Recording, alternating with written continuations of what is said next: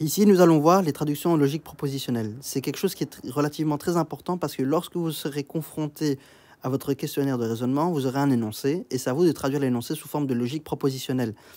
Car en effet, si vous n'avez pas la bonne structure logique, eh bien tout le raisonnement que vous allez essayer de faire ou d'entamer sera erroné parce que vous n'avez pas la bonne structure logique de l'énoncé et donc vous n'aurez pas la bonne réponse. Donc ici, on va faire quelques exemples. Ce moteur n'est pas bruyant, mais il consomme beaucoup. On comprend tout de suite que il n'est pas bruyant, donc c'est non B. Okay. Mais il consomme beaucoup. Le mais sous-entend une conjonction, comme on a vu dans la vidéo précédente. Donc, il n'est pas bruyant, mais il consomme beaucoup. Donc, C. Donc, non B inter non C. OK. Il n'est pas vrai que Pierre viendra si Marie ou Jean vient. Donc là, on voit qu'il y a deux manières d'interpréter cette phrase. Donc, on a deux sens logiques différents. Il n'est pas vrai, virgule, que Pierre viendra si Marie ou Jean vient. Il n'est pas vrai que Pierre viendra, virgule, si Marie ou Jean vient. Donc, vous voyez qu'en fonction de la ponctuation, on a deux lois logiques différentes. Donc, deux lois logiques complètement différentes. Il n'est pas vrai, donc négation de Marie ou Jean vient. Marie ou Jean vient implique Pierre viendra. Alors, il n'est pas vrai que Pierre viendra, virgule, si Marie ou Jean vient. Donc, Marie ou Jean vient, d'accord. Il n'est pas vrai, donc négation de Pierre viendra. Donc, vous voyez qu'on a deux vérités, conditions de vérité différentes. Ok. Donc, de nouveau, il n'est pas vrai, virgule. Donc, c'est ça. Il n'est pas vrai que Pierre viendra, virgule, si Jean-Marie vient. Donc, ça, c'est en bleu, c'est ici. Ok. Jean n'est pas seulement stupide. Donc, ça, c'est une fausse négation. C'est en fait pour dire qu'il n'y a pas le fait qu'il soit uniquement stupide. Il y a en plus quelque chose. C'est pour ça qu'il y a le mais. Donc, Jean n'est pas seulement stupide, mais il est aussi méchant. Donc, le mais et le aussi veut dire que le fait qu'il soit méchant, c'est une conjonction. Ok. Je vais à la plage ou au cinéma à pied ou en voiture. Donc là, il faut juste jongler. On n'utilise que des conjonctions. Pierre ne viendra que si Paul ne vient pas. On voit que, si vous vous rappelez la liste des mots-clés, des conditions nécessaires suffisantes de la vidéo, enfin de la capsule vidéo théorique sur le sujet, ben, tout ce qui suit le mot que si, c'est une condition nécessaire. Tout ce qui est avant, c'est une condition suffisante. Donc, Pierre va venir qu'à condition que Pierre ne vient pas. Après, on peut faire un équivalent parce que, comme on sait, la contraposée, on utilise la notion de la contraposée équivalente. Donc, P implique non J. Ben oui, c'est la notion de la contraposée, ce qu'on avait vu dans nos capsules théoriques. Donc, tous les deux sont corrects. Hein.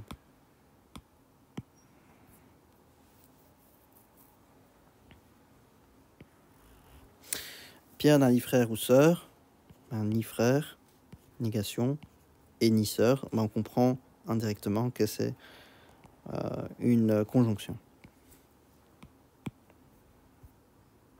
Donc non P ou et non Q.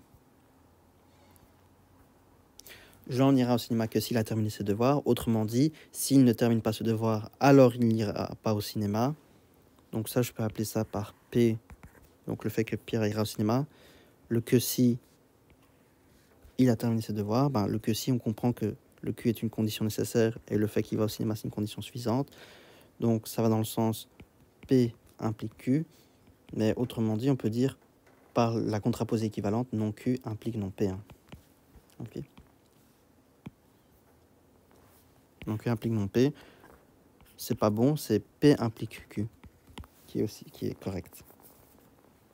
S'il pleut et il y a du soleil, si il pleut et qu'il y a du soleil, alors il y aura un arc-en-ciel. Donc plus il pleut, soleil, et donc c'est une conjonction, implique arc-en-ciel.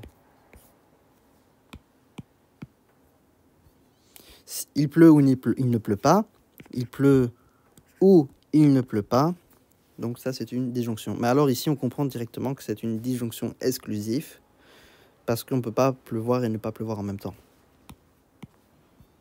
Donc, bien préciser que c'est exclusif, mais on peut écrire aussi PW non P1. C'est beaucoup plus correct.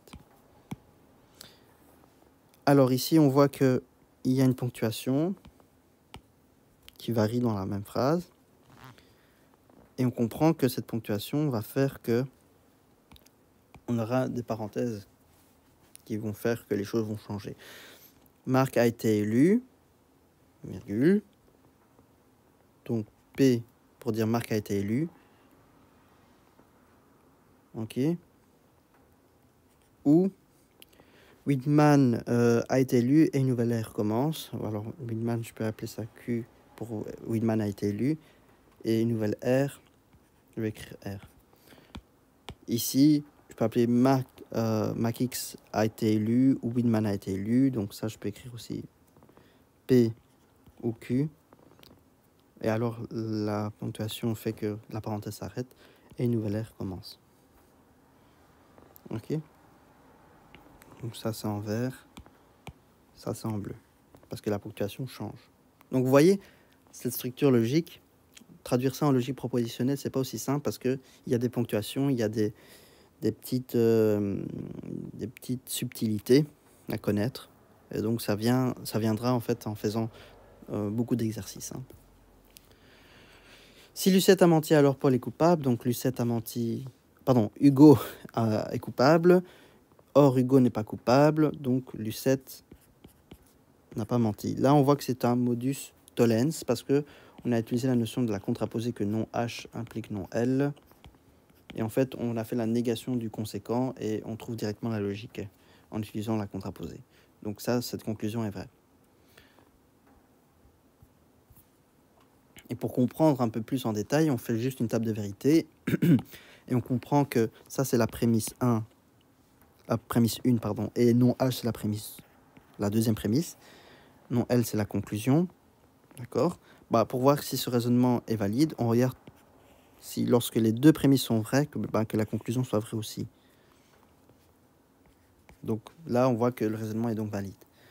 Mais après, on peut le faire autrement. Hein. On peut dire que voilà, ça, c'est les deux prémisses sont vraies. On fait sa table de vérité. Donc c'est F, F, F, V. F, F, F, V. OK. La conclusion non L, il est là. C'est tout ce tableau-là. F, F, V, V.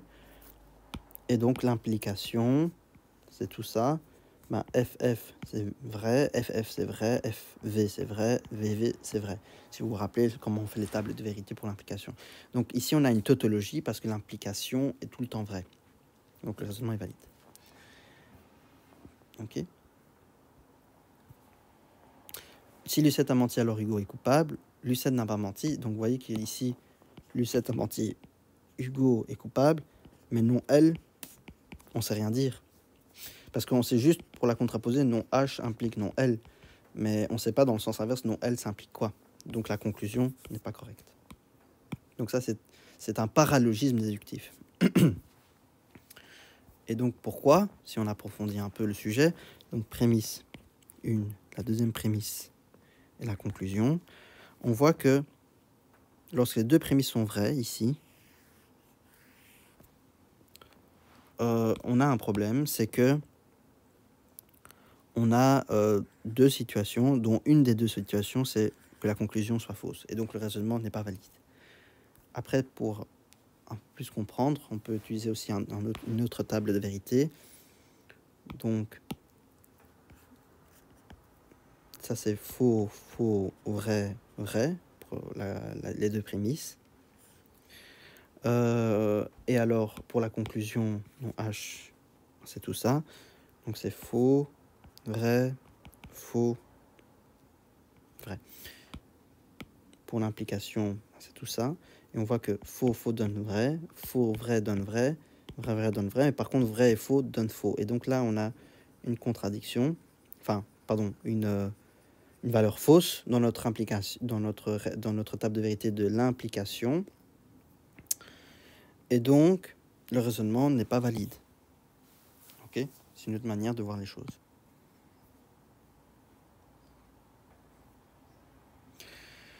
S'il pleut, Abel prend un parapluie. Béatrice ne prend jamais de parapluie s'il ne pleut pas et prend toujours un quand il pleut. Que peut-on déduire des affirmations suivantes ? Donc là, il faut juste traduire. S'il pleut, Abel prend un parapluie. Donc, le fait de pleuvoir est une condition suffisante pour qu'Abel prenne un parapluie. Béatrice ne prend jamais de parapluie s'il ne pleut pas. Donc, s'il ne pleut pas, cela implique que Béatrice ne prend pas de parapluie. mais elle en prend toujours quand il pleut. Ok, donc ça, c'est cette première étape où on va traduire l'énoncé. On va noter P par il pleut et Q par Abel qui a un parapluie. R, c'est Béatrice a un parapluie. L'énoncé dit que, voilà, nous dit que P implique Q, mais que P est équivalent à R.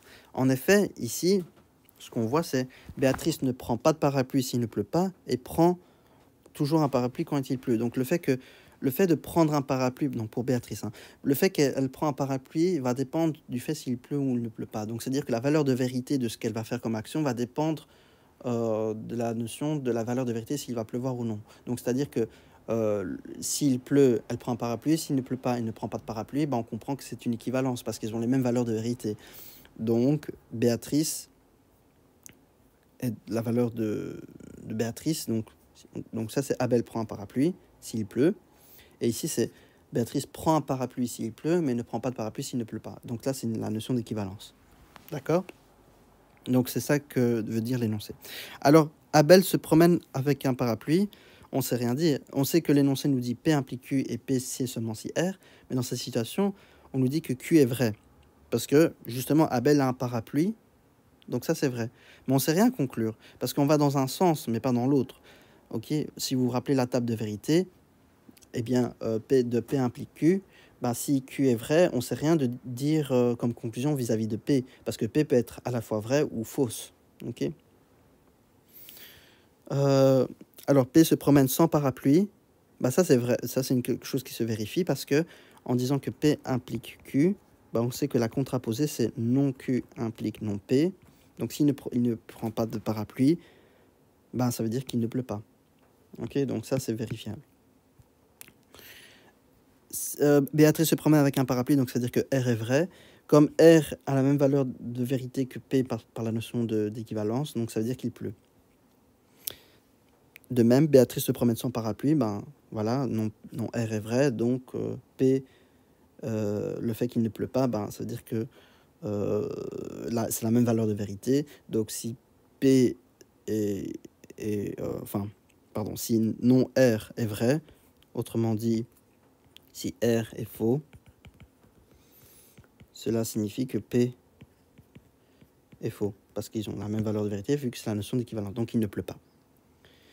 Il ne pleut pas, on ne sait rien dire par rapport à on sait rien dire par rapport à Abel. Par contre, pour Béatrice, on sait dire quelque chose, c'est que P, comme P est équivalent à R, ben, ça veut dire aussi que non P est équivalent à non R. Ok? Donc on comprend tout de suite que s'il ne pleut pas, ben, Béatrice se promène sans parapluie. Mais pour Abel, on ne sait rien dire. Il pleut, ben, il pleut, donc Abel va prendre un parapluie, parce que P implique Q, donc on sait qu'Abel va prendre un parapluie, et qu'en plus, Béatrice aussi va prendre son parapluie, parce que le fait qu'il va pleuvoir, c'est la même valeur de vérité que le fait de prendre son parapluie. Donc il y aura deux personnes qui vont prendre leur parapluie s'il pleut. Ok, donc voilà, c'est comme ça qu'on réfléchit dans ce genre d'exercice. Et donc voilà, ça c'est un exercice que bon, je vous laisse à votre aise. Donc tu auras ton examen si tu travailles régulièrement. Donc travailler régulièrement est une condition nécessaire pour enfin, avoir son examen, donc de l'avoir réussi. Pour avoir son examen, il faut travailler régulièrement. Donc travailler régulièrement, bah, je vais le faire. Hein, donc si tu travailles régulièrement, c'est une condition suffisante. Donc si tu travailles régulièrement, donc travailler régulièrement, c'est une condition suffisante. Et avoir son examen, c'est une condition nécessaire. Pour avoir son examen, il faut, donc le il faut, on sait que c'est un mot-clé qui veut dire que travailler régulièrement est une condition nécessaire et avoir son examen, c'est une condition suffisante. Si tu ne travailles pas régulièrement, alors tu n'auras pas ton examen. Donc ça, c'est une condition suffisante. Ça, c'est une condition nécessaire. Il est nécessaire de travailler régulièrement, donc ça, c'est une condition nécessaire. Pour avoir son examen, c'est une condition suffisante. Pour avoir son examen, il suffit de travailler régulièrement, donc ça, c'est une condition suffisante. Ça, c'est une condition nécessaire. Ne pas travailler régulièrement entraîne l'échec de l'examen, donc ça, c'est une condition nécessaire. Ne pas travailler régulièrement, c'est une condition suffisante. Tu n'as pas ton examen, c'est que tu n'as pas travaillé régulièrement. Et voilà, donc vous voyez, c'est toujours la même logique. Donc, travailler régulier implique réussite, condition nécessaire, condition suffisante. Et donc, qu'en travaillant régulièrement, bah, ça c'est une condition suffisante. Ah oui, pardon. Qu'en travaillant régulièrement. Donc c'est seulement en travaillant régulièrement. Donc ça c'est une condition nécessaire. Excuse-moi, il y a le quand. C'est comme le que si. Et donc, avoir son examen, c'est une condition suffisante. Si tu n'as pas ton examen, donc ça c'est une condition suffisante, c'est que tu n'as pas travaillé régulièrement, c'est une condition nécessaire. Ok. Donc on note P, avoir son examen, Q, travailler régulièrement, c'est l'expression qui s'écrit sur la forme P implique Q. Donc travailler régulièrement, c'est une condition suffisante. Alors, pour la première proposition, c'est du sens Q implique P. Donc ça va. Pour la deuxième proposition, c'est P implique Q. Ici, c'est la négation non Q implique non P. Donc tu ne travailles pas régulièrement, tu n'auras pas ton examen. Donc la contraposée, c'est P implique Q. La 4, c'est la même signification. Donc il est nécessaire de travailler régulièrement. Travailler régulièrement est une condition nécessaire. Donc c'est P implique Q. Pour la 5, bah, pour avoir son examen, il suffit de travailler régulièrement. Travailler régulièrement, c'est une condition suffisante. C'est pour ça que le Q il est avant la flèche. Donc Q implique P. Ne pas travailler régulièrement entraîne un échec. Bah, négation de Q implique une négation de P, qui est équivalente bien sûr à P implique Q par la contraposée. 7, si tu n'as pas ton examen, c'est que tu n'as pas travaillé. Donc non P. Donc non P implique non Q. Donc si tu n'as pas travaillé, enfin si tu n'as pas ton examen, le fait de ne pas avoir son examen, c'est non P, implique que tu n'as pas travaillé régulièrement, donc non Q. Et on fait la contraposée, c'est Q implique P. Donc travailler régulièrement implique la réussite à l'examen. Ben, travailler, c'est Q. Implique réussite d'examen, c'est P. Et alors, on ne peut travailler que si on travaille régulièrement. Donc travailler régulièrement, c'est une condition nécessaire. Et avoir son examen, c'est une condition suffisante. Donc là, on a le format de type P implique Q. Ok. Donc voilà.